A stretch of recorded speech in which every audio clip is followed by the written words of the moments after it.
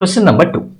An object is held in equilibrium by three forces F, G, H that act at a point in the same plane. Okay. So this problem involves vectors. Okay. Three equations for these forces are. Now what I will do is I'll just resolve this vector F into two components. So I will say along this direction it will be F cos theta like this, and along this direction it should be F sin theta. Now you see G equal to F cos theta is already there. F cos theta is equal to G because it's in equilibrium. So therefore this is correct. So this is correct. Option 1 is correct. Next one. Now there are three vectors over here. What I will do is I will just find out, okay, how does it figure out using your equilibrium, the law of triangular forces. Okay, so first I will draw one vector like this. This is your G vector.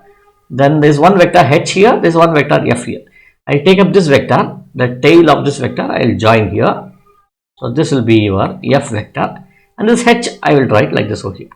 Okay. So it really makes sense that, okay, that the three vectors are going in a cyclic order, and thus you can say F plus G plus H is equal to 0. The total force acting is equal to 0. So which means that you should have F is equal to minus of G plus H. That should be the case, but here it is given as F equal to G plus H. So this is definitely incorrect. Okay, so initially when you look at it, you may feel that this equation is correct. Okay, but you have to arrive at it using this method. Do not just assume that some of these two. Okay, see, in fact, people have an analogy, thinking that I put a stone here, I pull it by two strings over here. So as a result of it, resultant will appear like this over here. And if I pull it with an opposite force, then F should be equal to G plus H. You can argue that. But what happens, look at this here. Okay, so it will not be the same. Reason is because if this length is A and this length is A root 2 will be much longer over here. A root 2 will be longer over here. So you can see resultant will be much larger. So this may not be the right option to work with. Okay, now let us move on to the next one. Okay, this is incorrect. Now let us move on to the next one.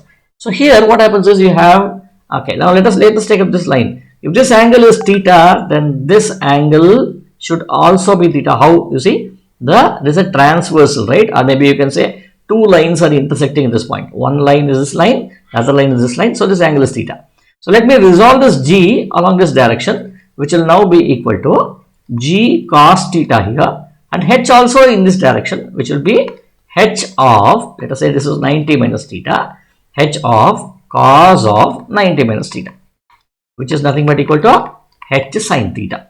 Okay, there's a total force acting here is nothing but G cos theta plus H sin theta, which is equal to F. Okay, so therefore this is right, and hence you see 1 and 2 are right. The right option here is 1 and 2.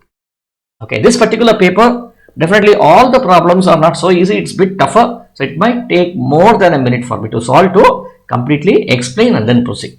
Okay, let us move on to the next one.